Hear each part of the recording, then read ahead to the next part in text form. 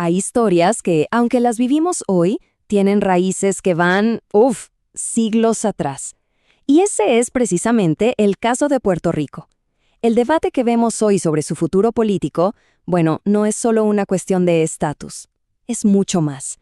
Es como el eco de un viaje larguísimo y súper complejo que ha marcado no solo sus leyes, sino, y esto es clave, la psicología de su gente. Y esto, claro, nos lleva a una pregunta, que es fundamental.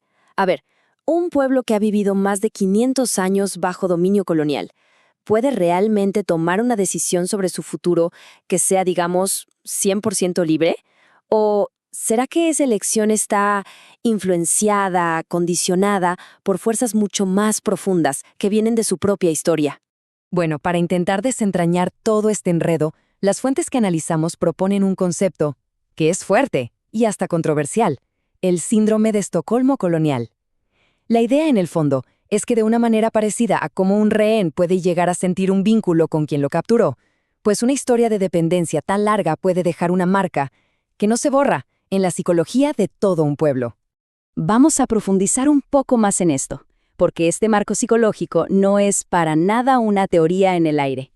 Según ese análisis, es una realidad que se fue forjando en la historia, en esa larga y, la verdad, muy convulsa historia de control y resistencia de Puerto Rico. Pensemos en esto por un momento, ¿sí? Generaciones y generaciones de trauma histórico, de subyugación, que poco a poco van desgastando la capacidad de un pueblo para siquiera imaginarse tomando decisiones por sí mismo. Con el tiempo, esa dependencia deja de sentirse como algo impuesto y empieza a parecer, pues, el destino, como si fuera la única opción real sobre la mesa. Para entender de verdad cómo se arraigó esta dependencia, tenemos que viajar en el tiempo, a un punto de inflexión, un momento clave, un momento en que un desastre natural se convirtió literalmente en un arma para consolidar el control colonial con una eficacia brutal. En el lapso de un solo año, imagínense, Puerto Rico vivió un cambio sísmico. Pasó de tener una promesa de autonomía con España a la cruda realidad de la invasión de Estados Unidos. Y justo ahí, en ese momento de máxima vulnerabilidad, la naturaleza desata su furia, uno de los huracanes más destructivos de su historia. La forma en que se manejó esa crisis revela un patrón de verdad escalofriante. Miren, la ayuda de Estados Unidos llegó, sí, pero con condiciones, y no estaba diseñada solo para reconstruir, sino para rehacer a la isla a su imagen y semejanza. Se debilitó a la autoridad local, el control se disfrazó de misión benevolente, y la ayuda, pues, se convirtió en una herramienta para asimilar a la gente, de paso, enriqueciendo a unos pocos a costa de la mayoría. Esta cita del gobernador militar estadounidense, el general George W. Davis, es durísima. Pone en blanco y negro la mentalidad de la época. Y ojo, no era solo la opinión de un tipo, no. Era la justificación oficial para la subyugación, basada en la creencia de que el pueblo puertorriqueño simplemente no era capaz de gobernarse a sí mismo. Y esa mentalidad, claro, fue el combustible perfecto para una maquinaria de propaganda superpoderosa. La ocupación, de repente, ya no era una conquista, ¿no? Se redefinió como un proyecto benévolo. La famosa y terrible idea de la carga del hombre blanco sirvió para disfrazar la dominación de deber moral y la caridad como una máscara para el control. Pero, a ver, el huracán fue solo el principio. Eso marcó el inicio de un patrón, uno sistemático, de represión. Y el objetivo era muy claro: apagar la llama de una identidad nacional puertorriqueña que era distinta y que estaban haciendo con fuerza. Y este patrón de represión fue implacable. Se anularon procesos democráticos, se metió a la cárcel a líderes nacionalistas y se llegó al punto de prohibir los símbolos más queridos de la identidad puertorriqueña, como la propia bandera. Cada acción era un golpe calculado, directo a la conciencia nacional. Un intento clarísimo de ahogar el movimiento independentista.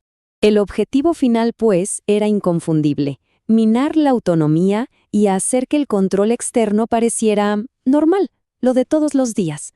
Se trataba de crear una realidad donde la subyugación fuera tan constante que se sintiera como el aire que se respira, como una jaula tan familiar que al final sus barrotes se volvieran invisibles. Claro, todos estos eventos históricos dejaron cicatrices y muy profundas, no solo en la tierra, sino en la psique de la gente. Y esto nos lleva a preguntarnos, ¿cuál es el costo psicológico de presionar así, sin descanso, la identidad de una nación durante generaciones? Fue, como se dice, la tormenta perfecta para un trauma generacional. Juntemos todo: el control político, la propaganda, el racismo, la amenaza constante de desastres. Todo eso se combinó para crear lo que un autor describe como una identidad meticulosamente elaborada y dejada inestable. Una identidad que nació de la incertidumbre y se fue forjando en la dependencia. Entonces, desde esta perspectiva, este trauma histórico lo que hace es crear una división enorme en cómo se perciben las opciones políticas. La independencia pasa a ser algo impensable, una idea casi erradicada de la mente, mientras que la estadidad, o sea, la asimilación total, se presenta como el camino inevitable, como la continuación de una relación que ya es familiar, aunque se sepa que tiene fallas. Y con todo este contexto histórico en mente, volvemos al presente, donde el tema de la estadidad sigue ahí, sobre la mesa en la isla. Pero ahora, creo que se ve diferente, ¿no? No es una simple elección política, es una decisión que carga con todo el peso de la historia, enredada en un pasado súper complejo. Y aquí estamos, justo en el corazón del conflicto.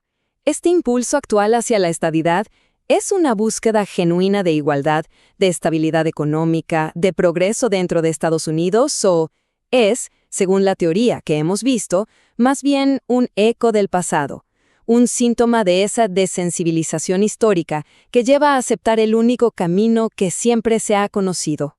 De hecho, como lo dice una de las fuentes, desde esta óptica, el verdadero reto no es solo elegir un camino.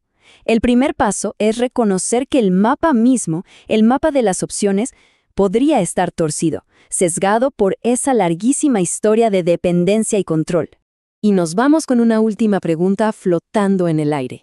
Porque más allá de la política, lo que revela este análisis es esa danza complicadísima entre historia, identidad y autodeterminación. ¿Puede un pueblo de verdad trazar su propio futuro sin antes confrontar los fantasmas de su pasado? Bueno, esa es una pregunta que, al final del día, solo el pueblo de Puerto Rico puede responder.